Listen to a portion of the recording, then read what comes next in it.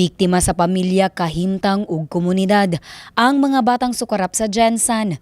Kini ang pagtuo sa City Social Welfare and Development Office kung CSWDO, may kalabutan sa problema sa Gensan sa mga batang latagaw. Because I think these children are also victims of their own families.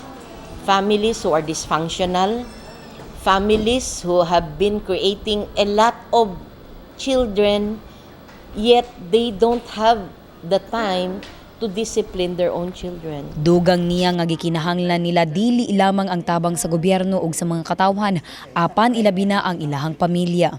It takes a lot of hands and feet to do the action para matabangan ang mga kabataan.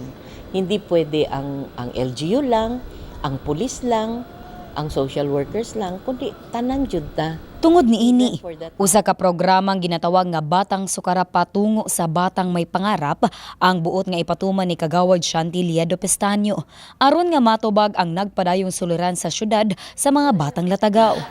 Kano murag maulay na atong naisip na pwedeng mamahimo na murag programa god para sa mga sukarap. Pero mainly atong gina-consolidate, ginahatagan nato og framework ang tanang programa sa atong local government pertaining sa pag-atubang sa problema sa atong mga kabataan na nasa dalan. Nasayran nga kanunay ng reklamo sa katawhan ang mga sukarap nga maoy nagarayot sa pipila ka barangay sa Gensan. Dugang pangabisan sa pipila ka dili maayong binuhatan sama sa kawat ang sila usab kuno ang sospek. Plano nilang tabangan ang mga nahisgutan, lakip na usab ang pamilya niini. Yung ilang relation with the community and especially relation with Ginoo sa atong Ginoo. So mo na atong mga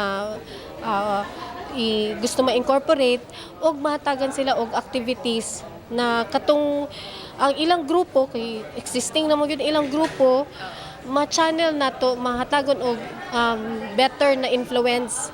Kanang mga bata na sila nga sinatda ang mga sukarap nga sila mismo naghimo og paagi nga bag-o ang katong mga kauban nga mga sukarap peer group, no?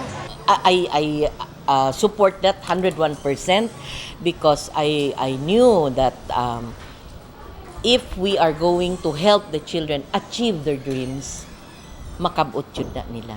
Sa karon plano pa lamang kini ug nakatakda pang ipasa sa sangguniang panglungsod kun SP sa masayong panahon. Sa pagkakaron mihangyo na lamang ang CSWDO sa mga ginikanan sa maong mga batang sukarap. Kasi ngayon maraming mga parents magsasabi, "Ma'am, hindi ko na kaya."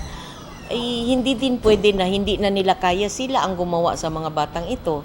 As a development worker also, hindi ko din pwedeng yung mga magulang nga walang pakialam, bahala sila. Hindi pwede. Tulungan din natin equally yung mga parents to do the right parenting sa mga anak nila. Abby Lorenzo, Brigada News. Hindi ayaw ko na, hindi pwede. Ang mag-asawa, ang kamatayan lang yan. Ako, I still believe. I don't know if I belong to the